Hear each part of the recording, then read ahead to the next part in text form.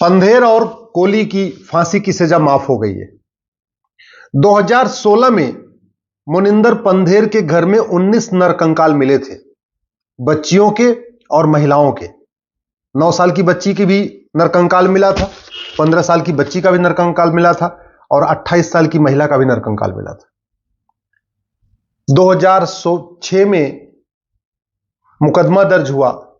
Police ने सुरेंद्र कोली को और मनिंदर पंधेर को क्लीन चिट दे दिया। मामला हाई कोर्ट में गया। हाई कोर्ट ने सीबीआई जांच का ऑर्डर किया। सीबीआई जांच शुरू हुई। 2009 में मोनिंदर पंधेर और सुरेंद्र कोली को फांसी की सजा हुई। फिर आगे मामला बढ़ता रहा। हाई कोर्ट गया, सुप्रीम कोर्ट गया, राष्ट्रपति के यहां गया, राष्ट्रपति ने दया याचिका खारिज कर दिया। उसके बाद फिर मामला दूसरे मामले में वापस गया हाई कोर्ट, और अब हाई कोर्ट ने 17 साल की लंबी सुनवाई के बाद कह दिया कि मोनिंदर पंधेर और सुरेंद्र कोली बेकसूर है। सवाल यह है, फिर उन 19 बच्चों को, महिलाओं को मारा किसने? सुरेंद्र कोली ने बाद में खुद एडमिट किया कि वहां पे उस कोठी में रेप होता था, मर्डर होता था। सुरेंद्र कोली ने यह भी एक्सेप्ट किया था कि छोटे बच्चों को मारने के बाद, रेप करने के बाद, मारने के बाद वो उनका कलेजा, उनका दिल निकाल के उसका मांस बना के खाया उसने। इतना सब कुछ हुआ है और अब हाई कोर्ट कह रहा है कि इनके खिलाफ सबूत ही नहीं बनता है। हाई कोर्ट एक बार नार्को पॉलीग्राफ ब्रेन मैपिंग क्यों नहीं करा लिया? आखिर 19 बच्चों को न्याय कैसे मिलेगा? वो 19 मां बाप गरीब थे जिनके बच्चों का मर्डर हुआ और आज वो असहाय है। वो 19 मां बाप केवल ये कह रहे हैं अब तो भगवान जो करेंगे करेंगे। इस देश में न्याय मिल रहा है क्या? इस देश में न्याय की कोई गुंजाइश है क्या? मैं बार बार कह रहा हूं, कानून घटिया है, इसलिए पंधेर और कोली की फांसी की सजा माफ हो गई। ये दोनों नर पिचास हैं। हमारे पास नार्को पॉलीग्राफ ब्रेन मैपिंग कानून होता तो एक दिन में पूरा दूध का दूध, पानी का पानी हो गया होता। लेकिन नार्को पॉलीग्राफ ब्रेन मैपिंग कानून बनाया नहीं गया और आज तक उस पर संसद में चर्चा भी नहीं हो रही। जानते हैं क्यों? क्योंकि नार्को पॉलीग्राफ ब्रेन मैपिंग कानून बन जाएगा तो सबसे पहले नेताओं की लूट पकड़ में आएगी, नौकरशाहों की लूट पकड़ में आएगी। नार्को पॉलीग्राफ ब्रेन मैपिंग कानून बन जाएगा तब यह पता चल जाएगा कि राहुल गांधी के पास कितनी प्रॉपर्टी है, स्टालिन परिवार के पास कितनी प्रॉपर्टी है, अब्दुल्ला परिवार के पास कितनी प्रॉपर्टी है। फिर पता चल जाएगा मुलायम परिवार के पास कितनी प्रॉपर्टी है। नार्को पॉलीग्राफ ब्रेन मैपिंग कानून बन जाएगा तो ये जो आपको सफेद पोश, जो दुनिया भर की अच्छी अच्छी बातें करते नजर आते हैं ना, उनसे आप नफरत करना शुरू कर देंगे। नार्को पॉलीग्राफ ब्रेन मैपिंग कानून बन जाएगा तो जो चप्पल पहन के घूमते हैं पता चलेगा उनके पास 500-500 पेट्रोल पंप है। नार्को पॉलीग्राफ ब्रेन मैपिंग इसीलिए नहीं बनाया जा रहा है। नार्को पॉलीग्राफ ब्रेन मैपिंग कानून होता तो इन नर पिचासों को अब तक फांसी हो चुकी होती है, बहुत पहले हो गई होती। लेकिन गरीब कुछ कर नहीं सकता। मिडिल क्लास कभी कानून बनाने की मांग करता ही नहीं है। अपर क्लास आराम से अपनी दुनिया में रह रहा है, तो ज्यों का त्यों चल रहा है।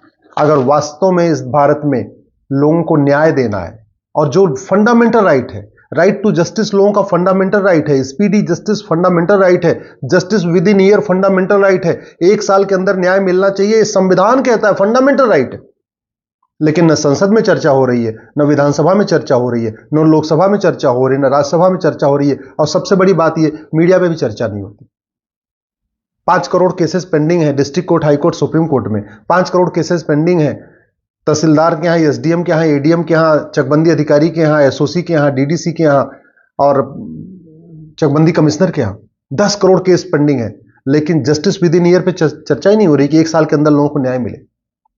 अगर आप चाहते हैं कि इस तरीके से फिर किसी गरीब के बच्चे का अपहरण ना हो, आप चाहते हैं किसी की बेटी का फिर से किडनैपिंग ना हो, मर्डर ना हो, तो प्लीज इस 1860 के घटिया पुलिस एक्ट को तत्काल बदलने की मांग करिए। और ये जो जजों की मनमानी चल रही है, सब अपनी अपनी व्याख्या कर रहे हैं, अपने हिसाब से व्याख्या कर रहे हैं। वो इसलिए कर रहे हैं क्योंकि हमारे पास मर्डर की केवल 1 धारा है। अमेरिका के फेडरल पिनल कोड में मर्डर की 10 धारा है। जेनोसाइड की अलग धारा है, किलिंग की अलग धारा है, मर्डर की अलग धारा है, बुचरिंग की अलग धारा है, रेप एंड मर्डर की अलग धारा है, सबकी अलग, हेट क्राइम की अलग धारा है। ऐसा कानून हम क्यों नहीं बना लेते? अमेरिका का आईफोन खरीद सकते हैं, अमेरिका का ये फेडरल पिनल कोड हम नहीं अपने यहां लागू कर सकते क्या? इस कानून में सबसे अच्छी बात यह है कि यहां 50 कानून नहीं है, एक कानून है, एक ये फेडरल पिनल कोड। घूसखोरी इसी में है, जमाखोरी भी इसी में है, मिलावटखोरी भी इसी में है, कालाबाजारी भी इसी में है, नशा तस्करी भी इसी में है, मानव तस्करी भी इसी में है, सोना तस्करी भी है, मर्डर भी इसी में है, रेप भी इसी में है, बैंक फ्रॉड भी इसी में है, साइबर फ्रॉड भी है, एक एक चैप्टर एक एक अपराध की है। 123 इसमें चैप्टर हैं, 123 अपराध इसमें क्लियरली डिफाइन है। एक एक अपराध में कैसे कैसे हो रहा है, एकदम क्रिस्टल क्लियर लैंग्वेज है। जज चाह के भी कभी अपने मन से सजा को बदल नहीं सकते। इसीलिए अमेरिका में कभी ऐसा नहीं होता कि डिस्ट्रिक्ट कोर्ट फांसी दे दे, हाई कोर्ट उसको आजीवन कारावास दे और सुप्रीम कोर्ट उसको बाइज्जत बरी कर दे। ऐसा कभी नहीं होता। ये यहां पे भारत में ही होता है। डिस्ट्रिक्ट कोर्ट फांसी देती है, हाई कोर्ट आजीवन कारावास कर देती है और सुप्रीम कोर्ट उसको बाइज्जत बरी कर देती है। ये केवल यहां हो रहा है। क्यों? क्योंकि कानून महाघटिया है। मैं बार बार कह रहा हूं, कानून महाघटिया है। कानून क्रिस्टल क्लियर डिफाइन नहीं है, कानून की डिफिनेशन एकदम क्लियर नहीं है। और सबसे बड़ी बात यह, हमारे यहां पुलिस सिस्टम सड़ चुका है, न्यायिक व्यवस्था सड़ चुकी है। अगर इस देश में लोगों को न्याय चाहिए तो one nation one penal code लागू करना पड़ेगा। अगर इस देश के लोगों को न्याय देना है तो ये 1861 का पुलिस एक्ट खत्म करके एक one nation one penal code लागू करना पड़ेगा। अगर इस भारत के लोगों को न्याय देना है तो 1872 के एविडेंस एक्ट को खत्म करके one nation one evidence act लागू करना पड़ेगा, one nation one evidence code लागू करना पड़ेगा और नार्को पॉलीग्राफ ब्रेन मैपिंग को अनिवार्य करना पड़ेगा।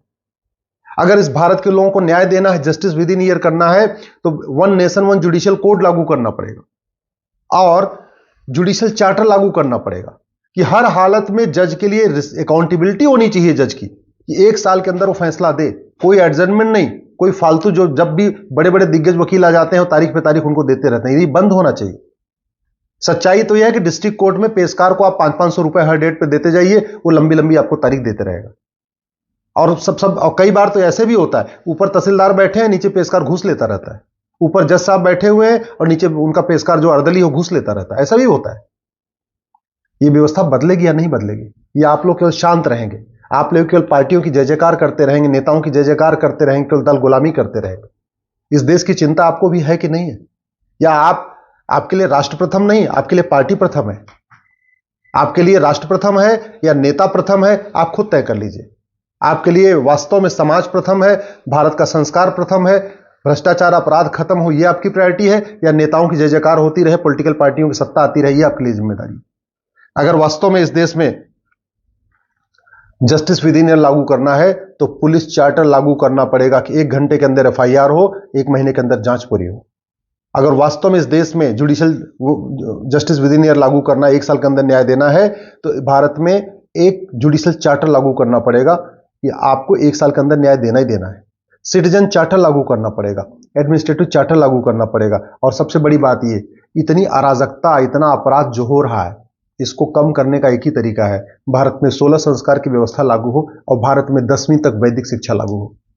याद रखिए, अवांछित औलादें अवांछित कार्य करती हैं, अवांछित संतानें अवांछित कार्य करती हैं। जो संतान मौज मस्ती के द्वारा आती है, मौज मस्ती के दौरान पेट में आ जाती है, वो बाहर आके भी मौज मस्ती करती रहती है। ये वैज्ञानिक रूप से सिद्ध हो चुका है कि बच्चे का व्यवहार इस बात पे डिपेंड करता है कि वो वांछित है या अवांछित। प्लान्ड वे में आया, अनप्लान्ड वे में आ गया। और प्लान्ड वे में आया तो मां के पेट में रहने के दौरान बच्चे ने क्या सुना, मां के जरिए, मां ने क्या खाया, मां ने क्या देखा, मां ने क्या किया, मां ने क्या सोचा, मां ने क्या पढ़ा, इस बात पे डिपेंड करता है बच्चे का संस्कार कैसा होगा। और फिर इस बात पे डिपेंड करता है कि बच्चा पैदा हुआ उसके बाद उसने क्या सुना घर में। फिर इस बात पे डिपेंड करता है कि स्कूल में गया तो उसके दोस्त कैसे थे, उसने किताब कौन सी पढ़ी, उसने खाना क्या खाया, कौन सा सीरियल देखा, क्या देखा। तो तरीका यही है कि अगर हम चाहते हैं भारत में अपराध खत्म हो, भ्रष्टाचार खत्म हो, तो सबसे पहले 16 संस्कार लागू कर देना चाहिए और 10वीं तक वैदिक शिक्षा। सबसे पहले बच्चों को वैदिक शिक्षा दीजिए 10वीं तक, और अश्लीलता के खिलाफ कठोर कानून बनाइए। अपराध का एक बहुत बड़ा कारण है ये जो अश्लील चीजें, सामग्री पड़ी हुई हैं आपके सोशल मीडिया में, यूट्यूब पे, फेसबुक पे, इंस्टाग्राम पे, ट्विटर पे। अश्लीलता नियंत्रण के लिए कानून बनाना पड़ेगा, नशा नियंत्रण के लिए कानून बनाना पड़ेगा, नार्को पॉलीग्राफ ब्रेन मैपिंग का कानून बनाना पड़ेगा, एक नया पुलिस कोड बनाना पड़ेगा, एक नया जुडिशियल कोड बनाना पड़ेगा और one nation one penal code लागू करना पड़ेगा। तभी इस देश में भ्रष्टाचार अपराध कम होगा। नहीं तो ऐसे ही अपराध होता रहेगा और जितने बड़े पैसे वाले हैं ये सबूत के अभाव में छूटते रहेंगे।